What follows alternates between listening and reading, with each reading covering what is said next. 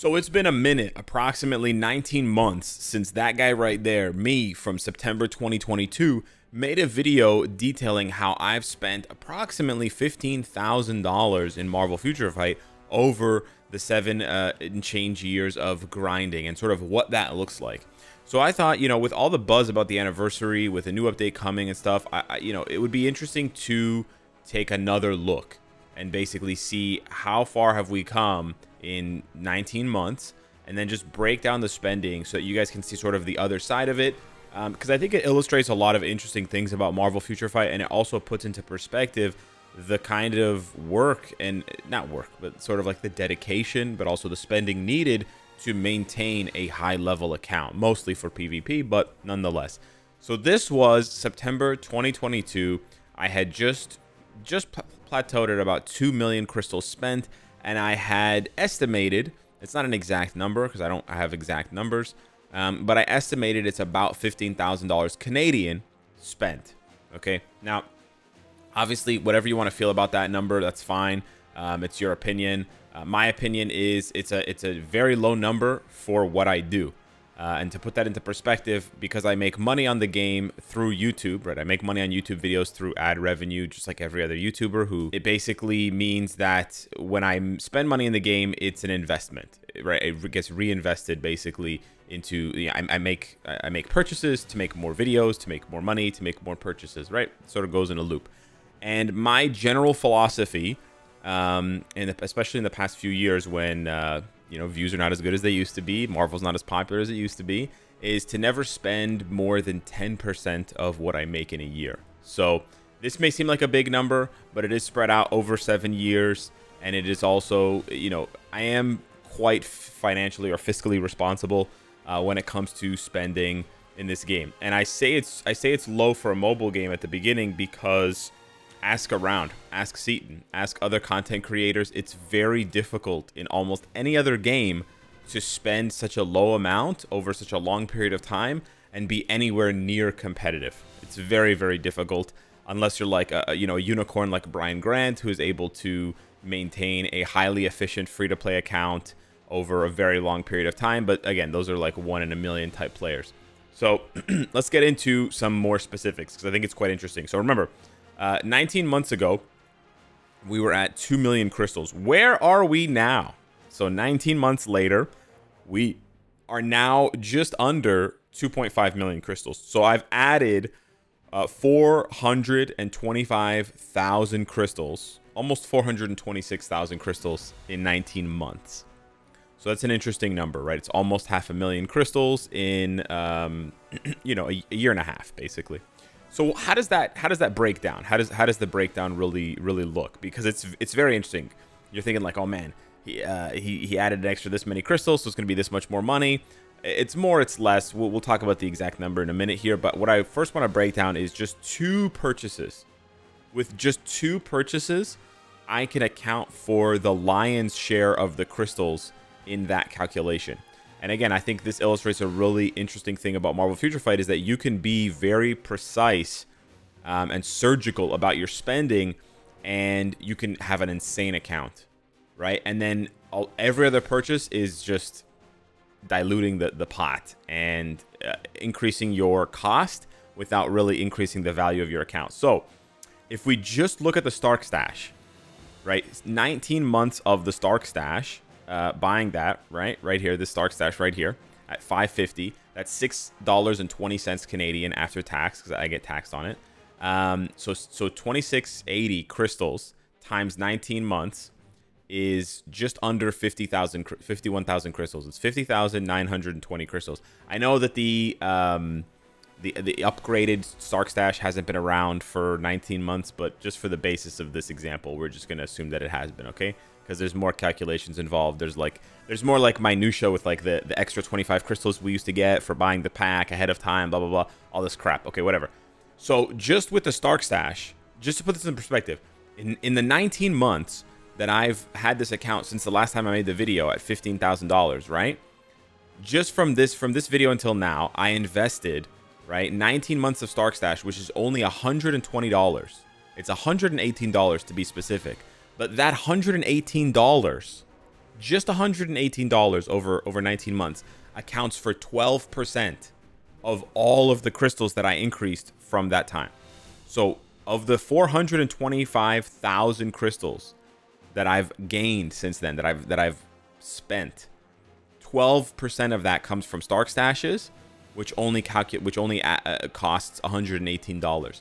That is truly the biggest example of why MFF is a unicorn game. And there's never going to be a game like this again that is this high quality, that has this good of an IP, you know, the Marvel brand, and has a sale that's so cheap and so valuable like the Stark stash. It truly is a unicorn in that sense.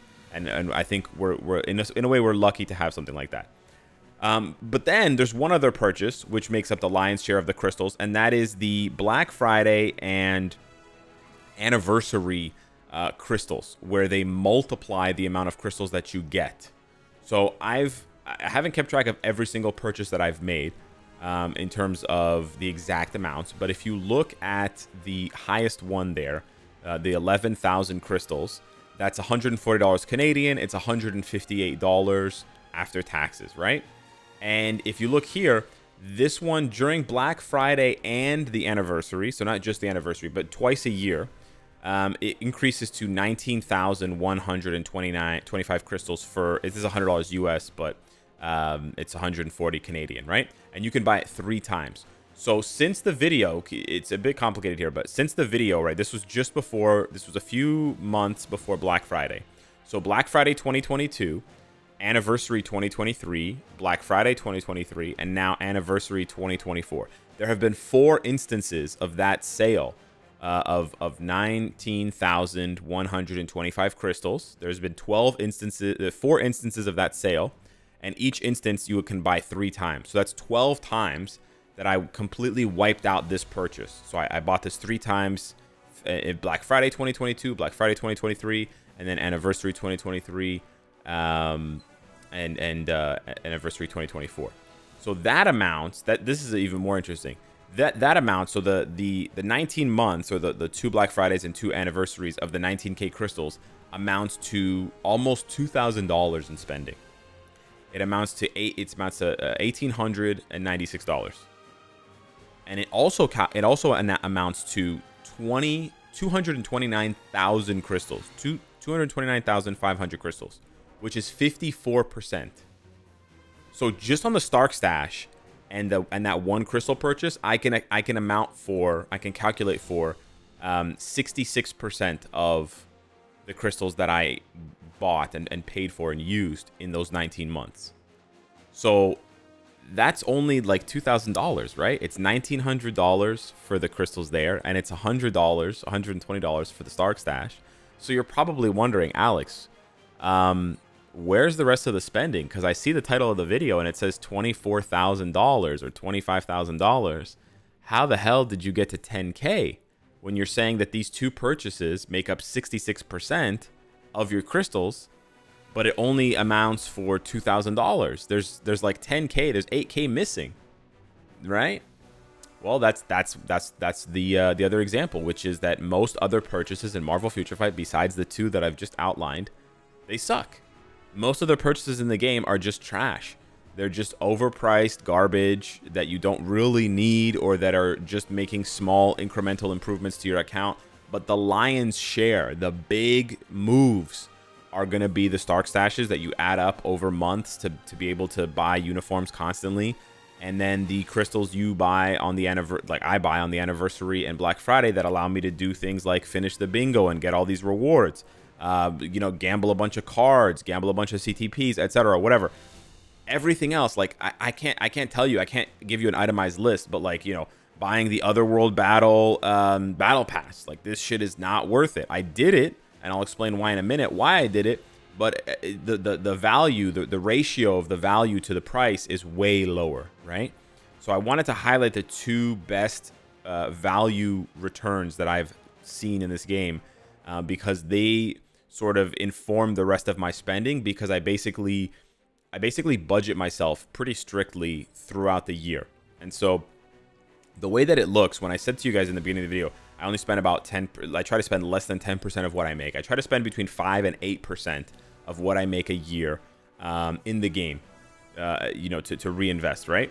So that ends up looking like about $5,000 a year. And that's why we've gotten from 19 months ago, we've gotten about $10,000 ahead. It's a little bit, you know, it's about, it was about 2,000 on that Black Friday in 2022. Like for the rest of 2022, it was 2,000.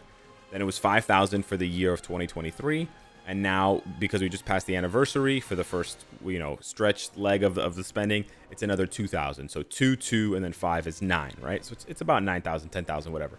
Round up to 25,000 because it sounds better in the title than 24,000. But that's more or less how it works out.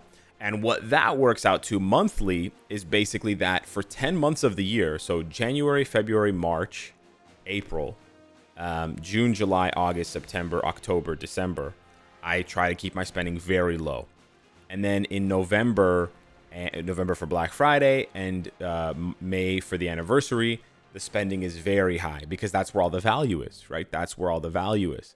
Now, obviously, that hasn't been the case every single time because people want to see day one tier 4s or whatever. They want to see this or they want to see that. So there's, you know, there are some fluctuations. But for some months, you know, you spend like in a month where there's no update, like not last year December, but like whatever. I think 2022 December, there was no like big update. There was just the seasonal stuff. I spent like $50. You know, I bought a $30 pack to get Magic's uniform, and I bought a Stark stash. I just called it a day. That was like $35, $40, right?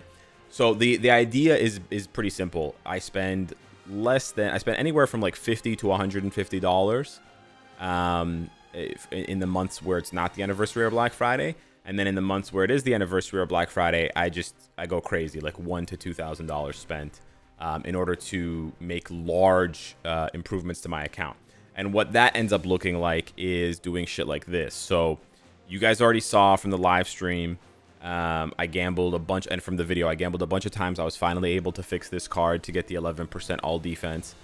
That's huge for me. Now my goal is to re-roll this stupid Luna card so that it's 7 quality with at least 2 good stats. And then I'll be mostly done with my cards, but not quite. But then what I've been doing, besides amassing like brilliant CTPs and shit for, you know, highly meta PvP characters like, you know, Thanos here with the Conquest, and then Surfer with the Conquest as well, is I've been re-rolling my swords. So I finally finished my swords. I wanted to look up a video. I wanted to look up the video of when the swords came out because I can't remember if it was last year anniversary or further back. But I'm done. I'm pretty much done with my swords insofar as like I don't have to roll for swords anymore.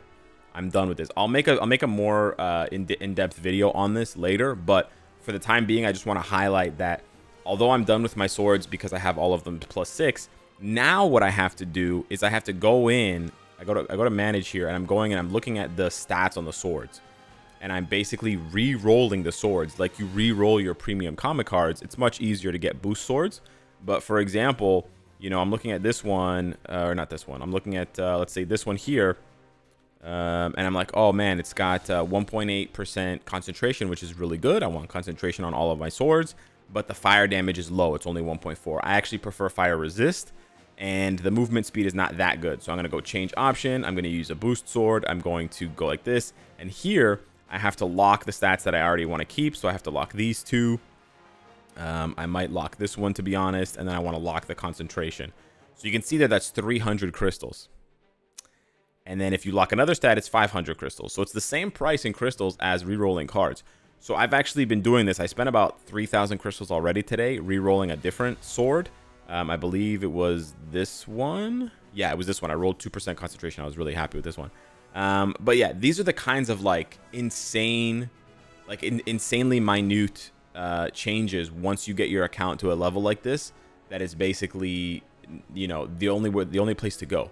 Right at this point, it's either I would be doing stuff like this, or I would be getting tier 4 packs and stuff like that, and just tier 4ing every character, right? So rather than going for like the ultimate collection, because of course there are people who spend less but have better collections than I do, as far as the number of tier 4s that they have, that would be really the only other way to you know, not justify, but like to reasonably spend. Once your account is at this kind of level. And so I'm sort of choosing to be hyper specific rather than just going for the I mean, I enjoy the collector's aspect of it, but it doesn't bring me as much joy, I guess. Not joy, but it just doesn't fulfill me the way that like these minor changes that stack up to make a large difference do. And I do still have faith in this game's PvP gameplay turning around, but we'll have to wait and see how that goes. I'm not trying to make a larger comment about that. I'm just sort of riffing on that. And to be honest, pushing PvE doesn't really satisfy me, and it's kind of irritating to constantly grind. Like, yeah, it's not really my vibe. But yeah, I want to keep this video shorter than the last one, so I'll wrap it up here. That's basically what 9 years of spending looks like. I didn't go through like an account tour as far as like my characters and stuff goes, but I just highlighted the really important stuff because by and large, most of my characters haven't really been upgraded in a huge way between then, the last video, and now. Obviously, I have like tier 4s is really the big difference here, but I've essentially stopped buying tier 4 packs altogether, so it's not really relevant to my spending anymore. It's just more about refining and perfecting the builds on characters via like CTPs, 6-star artifacts, you know, 16 to 20 Odin's Blessings. That has really been my focus in the last 19 months. And yeah, it costs just as much as it did before. So yeah, hit me up in the comments down below. Let me know what you think. Thank you so much for watching. Spend wisely if you do.